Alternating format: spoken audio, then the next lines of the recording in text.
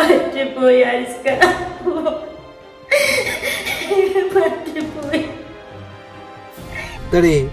ഞാൻ എൻ്റെ ആരെങ്കിലും ആളെന്ന് തോന്നലുണ്ടെങ്കിൽ അങ്ങനെ ചെയ്യുമായിരുന്നോ? ഞാൻ പറയുന്നതൊന്ന് ആരിസ്ക കേൾക്ക്. ഒക്കെ എന്റെ തെറ്റന്നെ, ഒക്കെ എന്റെ തെറ്റന്നെ. പക്ഷെ അതൊക്കെ ആരിസ്കാരോട് പറയാൻ വേണ്ടി നിൽക്കായിരുന്നു ഞാൻ. സത്യം ഞാൻ പറയണേ. ചെയ്തത് തെളിവ് സഹിതം കണ്ടും കേട്ടും എനിക്ക് മതിയായി. ഇനി മേലെ എൻ്റെ ജീവിതത്തിൽ നിന്നെ കണ്ടുപോകരുത്. ഞാനൊന്നും പറയില്ല ആരിസ്ക. ആരിസ്ക ഞങ്ങൾക്ക് പറയുമ്പോൾ എനിക്ക് സഹിക്കാൻ പറ്റുന്നില്ല. ഇന്ന് പറയും വേണ്ട, ഒന്ന് കേൾക്കും വേണ്ട. കേട്ടോത്തോളം ഞാൻ മടുത്ത്. ഞാൻ സത്യം പറഞ്ഞത്. ഞാൻ ആരിസ്കാനോട് എല്ലാ തെറ്റും പറയാൻ നിൽക്കുന്നായിരുന്നു.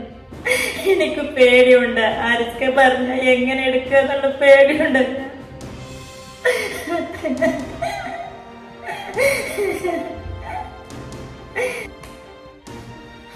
അതൊക്കെ നേരെ ആരിസ്ക പറഞ്ഞതൊക്കെ ശരിയാണ്. പക്ഷെ ഞാൻ പറഞ്ഞതും കൂടി ഒന്ന് കേൾക്ക്.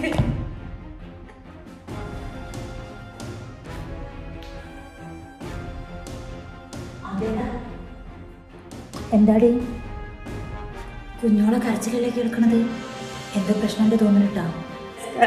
ആ ശരിയാണല്ലോ, ആരിസ് വിളിക്കണ്ടാവും ചിലപ്പോ. ജിമ്മാനെ വിളിച്ചാ? അങ്ങനെ പറയില്ല ആരിസ്ക.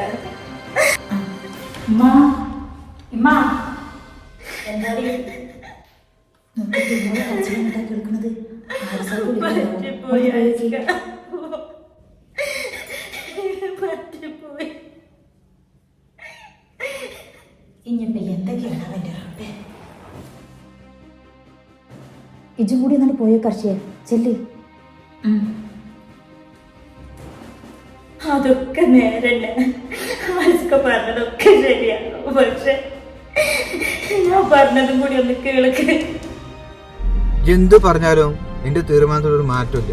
എൻ്റെ പെരക്കാർ വരുമ്പോൾ എടുക്കാനുള്ള എടുത്തിട്ട് നീ വെക്കോ.